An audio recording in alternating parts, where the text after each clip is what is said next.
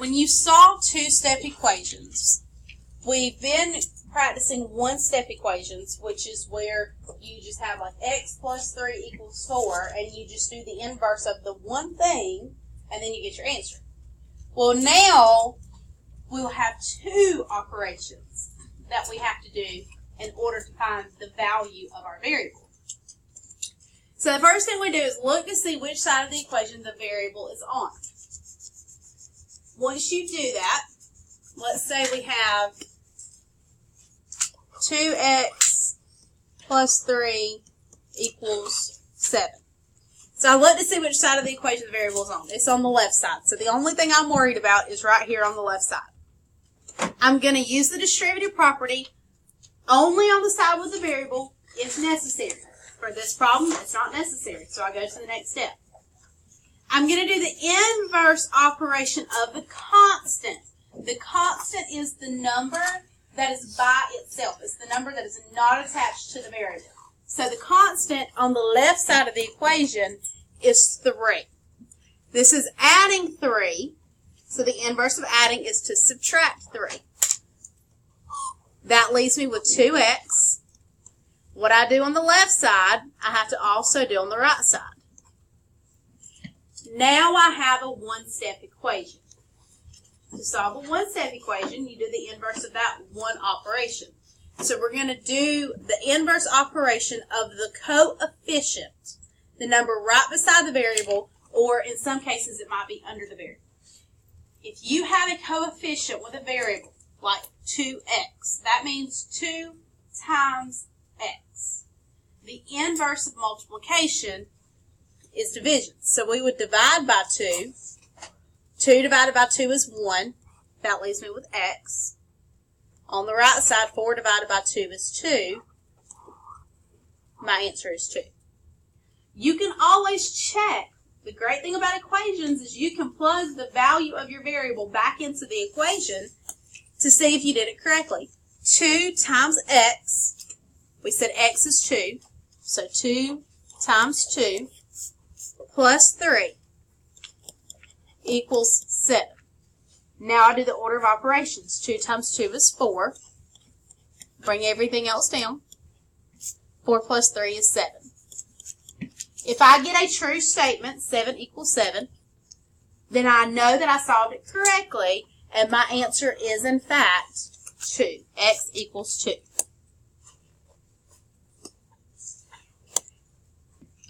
So I have 2x plus 1 equals 5.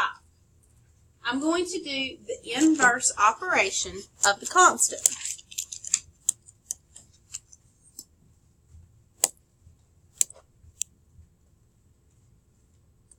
The constant is 1.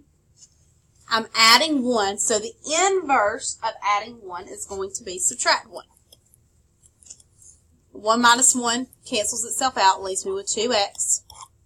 5 minus 1 is 4. Now I have a coefficient of x. This means 2 times x equals 4. So 2 times what is 4? In order to solve that, I'm going to divide by 2.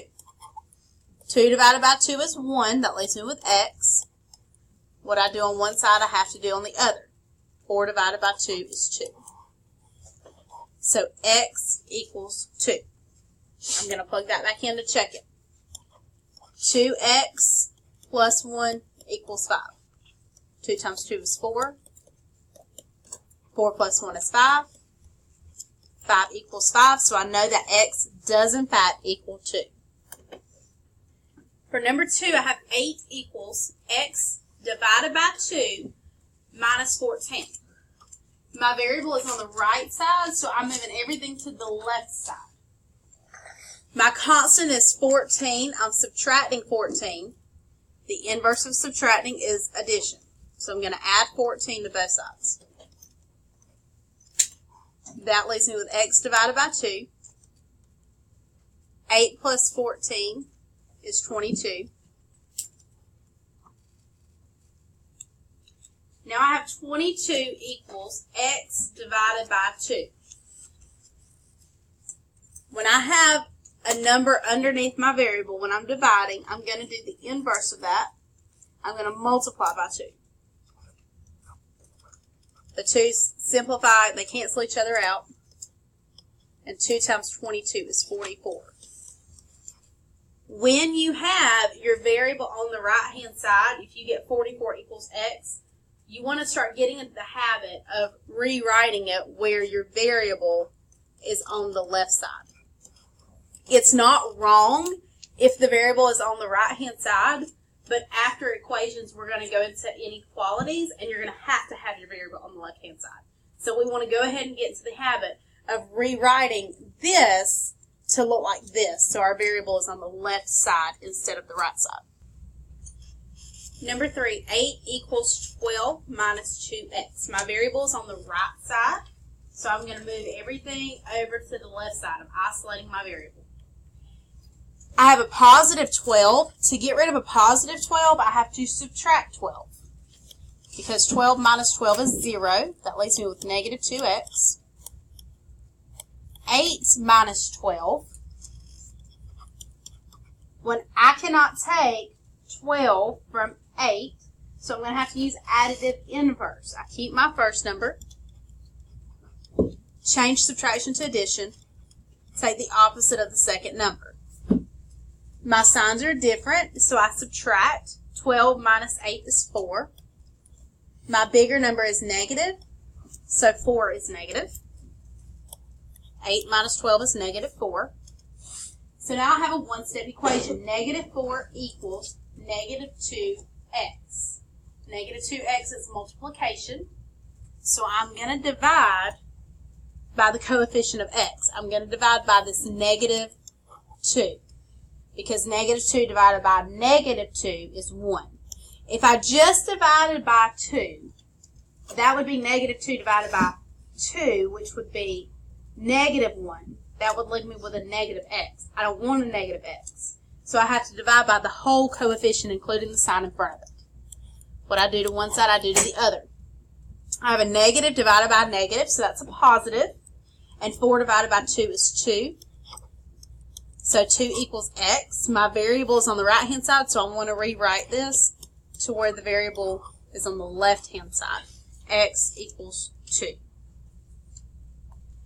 For number 4, we have 11 equals y divided by 3 plus 13.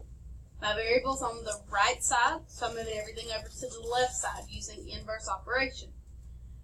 I'm going to start with my constant. My constant is 13. I'm adding 13, so the inverse of adding 13 is to subtract 13. What I do on one side, I have to do on the other. So I have 11 minus 13. I cannot take 13 from 11, so I have to use additive inverse. Keep 11, change subtraction to addition, take the opposite of 13. My signs are different, so I subtract. My bigger number is negative, so my 2 is negative. Negative 2 equals y divided by 3. I have y divided by 3, so to get rid of that 3 on the right-hand side, I have to multiply by 3 on both sides. 3 times negative 2 is negative 6. But I want to rewrite this so my variable is on the left-hand side. So y equals negative 6. Alright, with two-step equations, before you can solve anything, you have to do distributive property if you have anything to distribute. For number 5, I do. I'm going to bring down my negative 40.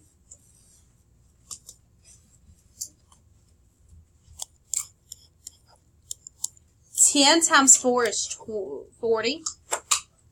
10 times 4 is 40. 10 times s is 10s. I have to get rid of my constant first, so I'm going to subtract 40 from both sides. I have negative 40 minus 40. Negative 40 minus 40. I'm going to have to use the additive inverse. Negative 40 minus 40. I'm going to keep my negative 40, change subtraction to addition, take the opposite of 40. My signs are the same, so I add them together. 40 plus 40 is 80. Keep your sign. So I have negative 80 equals 10s. My coefficient is 10, so I'm going to divide by 10 on both sides. Negative 80 divided by 10 is negative 8. I want to rewrite this so my variable is on the left-hand side. So s equals negative 8.